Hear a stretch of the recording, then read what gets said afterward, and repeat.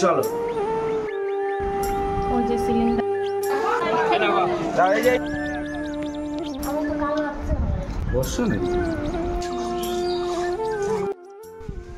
Hello বন্ধুরা, কেমন আছো? নাও কেমন আছো তোমরা সবাই? আশা করছি সবাই খুব ভালো আছো। আর যে যেখানে আছে সুস্থ আছো, আমরাও খুব ভালো আছি। তোমাদের সবাইকে জানাই আমার নতুন একটা ভিডিওতে অনেক অনেক ওয়েলকাম আর অনেক অনেক ভালোবাসা। এখন বাজে দুপুর 1টা মতো, আর আমাদের এখানে কত সুন্দর হাওয়া দিচ্ছে। তোমাকে ক্যামেরায় নিচ্ছে, তুমি ফোন ঠিক করছো কেন? আমি এখন গাড়ি মুছছি, আমি এখন কাজ করছি, আমার ভিডিওতে নিও না। বাহ, গাড়ির পেছন কই গেছে? তো পেছনটা কোথায় গেছে? আজকে না অনেক তাড়াতাড়ি কাজবাজ কমপ্লিট হয়ে গেছে, তার জন্য যে সবাই মিলে একটু বসার টাইম পেয়েছি। আর মা না ওখানে কথা বলার লোক পায় না, তাই এইখানে এসে আর সেই সুযোগটুকু মিস করে না।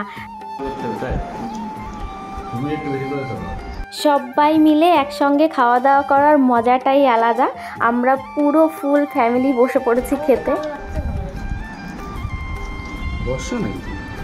জানো তো, মা না মিষ্টি খেতে একটু বেশিই পছন্দ করে, তার জন্য এসকে আজকে নিয়ে এসছে 2 রকমের মিষ্টি। আর মিষ্টিগুলো যে এত টেস্টি ছিল, আর মার কাছে কি বলতো, অত টেস্ট না হলেও হয়। মানে মার প্রিয় মিষ্টি হচ্ছে দানাদার, মানে যেগুলোর উপরে চিনি দিয়ে থাকতো না, অনেক আগে পাওয়া যেত, ওই মিষ্টিগুলো হচ্ছে মার ফেভারিট। মানে আমাদের তো শুনেই কেমন লাগে। যাই হোক, অতটাও মিষ্টি খাই না, তবুও টেস্টি মিষ্টি হলে তখন ছাড়ি না, এরকম আর কি ব্যাপার।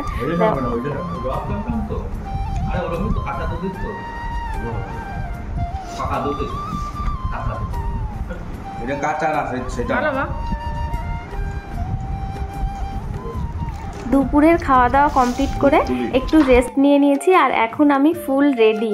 আজকে সবার প্রথমে আমিই হচ্ছে রেডি হয়েছি। আমার সবার আগে রেডি হওয়ার কারণ হচ্ছে আমরা যাব আজকে ওই বাড়িতে, আর মাকে পাঠিয়েছিলাম জানো তো মন্দিরে সন্ধ্যা পুজোটা একবারে সেরে আসতে। একটু আগে আগেই বেরোবো ভেবেছিলাম, যেহেতু সন্ধ্যা পুজো দেওয়াটা রয়েছে তার জন্য একটু লেটই হয়ে গেল।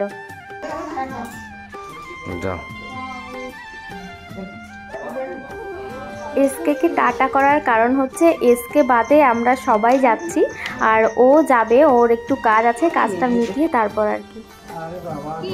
কেমন আছো?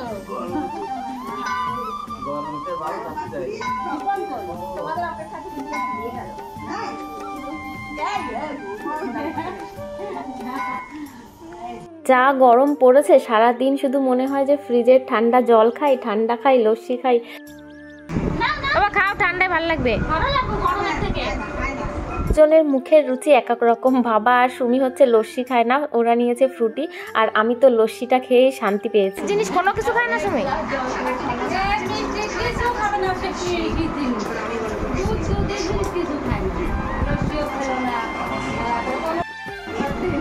সুমি সুমি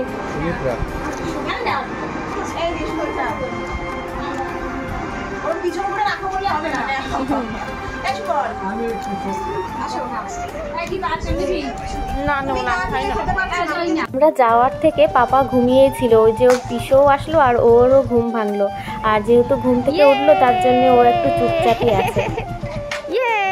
তুমি ঘুরেছো? ঘুরেছো? মজা হয়েছে? তাই?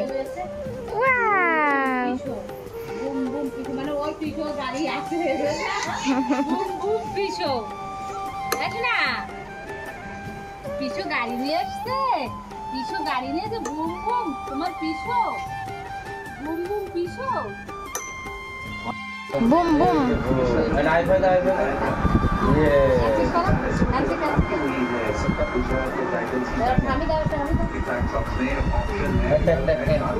আমাদের যাওয়ার টাইম প্রায় হয়েই আসলো, খুব বেশি টাইম নিয়ে আমরা আসিনি। আর পাপা ঘুম থেকে উঠে এখন একটু একটু করে এনার্জি ফিরে পাচ্ছে, বাবার সঙ্গে যে খেলতে লেগে গেছে। বাড়ি গিয়ে আমাদের অনেক অনেক কাজ রয়েছে, এখন খাওয়া দাওয়া করে চলে যাব বাড়ি। অনেক দিন ধরে দেখি পাপা টাটা।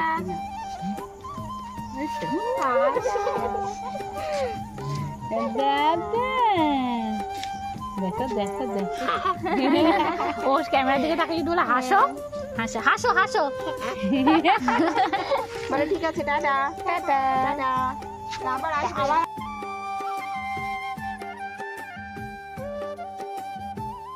ও বাড়িতে সবাইকে টাটা করে তো চলে আসলাম, এখন আমাকে সবাই টাটা করে আমাকে একা রেখে চলে গেল।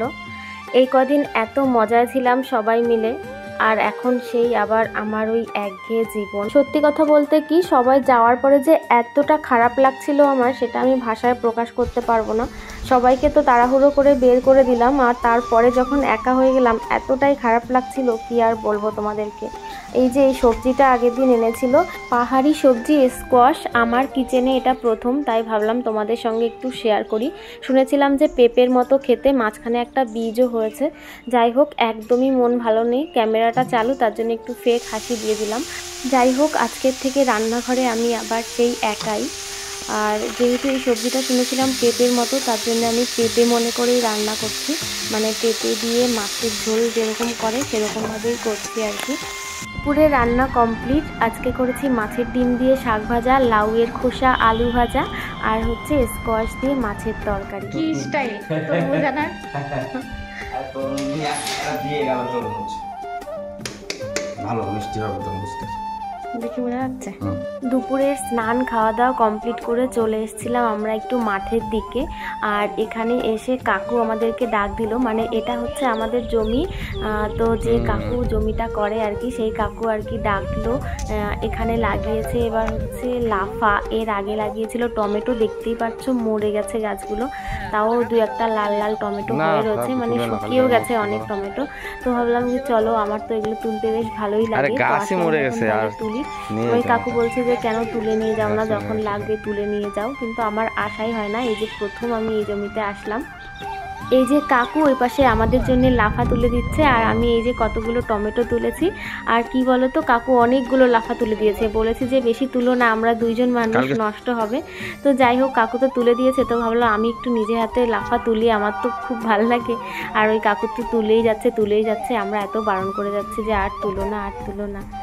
কি বলতো, ঘরে বসে একদমই ভালো লাগছিল না। যাই হোক, মাঠে এসে না অনেকটা মন ভালো হয়ে গেছে। বাড়িতে এসে এসকে বলছিল অনেক দিন ধরেই রায়তা বানানোর কথা, তো ভাবলাম চলো, অনেক দিন ধরে যখন ও বলছে, আর এই গরমে টক দইয়ের রায়তা খেতে তো বেশ ভালোই লাগে। খেয়ে বলো কেমন হয়েছে চাটা। বিকালবেলা এসেছিল রতন দা, এসকের অনেক কাছের একটা বন্ধু, সবাই মিলে অনেক মজা গল্প করলো। আর এখন দেখো সন্ধ্যা হয়ে গেছে, আমরা দুজন বেরিয়েছিলাম হাঁটতে, আর হাঁটতে বেরিয়ে এসকে বলছে চলো মুড়ি খাওয়া যাক। ঝালমুড়ি খাচ্ছ?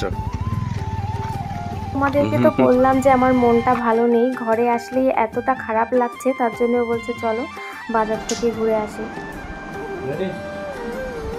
রেডি, চলো এগেন্সটা করে রাখো। হ্যাঁ, চল পালায় আমার ভিডিও করে। চলো।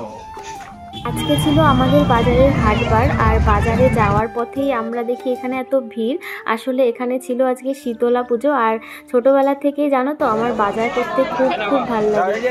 আর এসকে তো সব দিনই আমি বলি যে আমাকে একটু বাজারে নিয়ে চলো, তো নিয়েই আসে না। যাই হোক, এখন নিয়ে এসেছে, মনটা খারাপ তার জন্যেই। এখন চলে যাব বাড়ি, আর বাড়িতে যাওয়ার আগে আমার প্রিয় ভুট্টা আর প্রিয় ফুচকাও খাইয়েছিল আজকে। যাই হোক, গরমে আমার অবস্থা খারাপ, মানে চুলগুলোর অবস্থা দেখো কি করেছি, পুরো মাথার উপরে টিক্কি বানিয়ে ফেলেছি।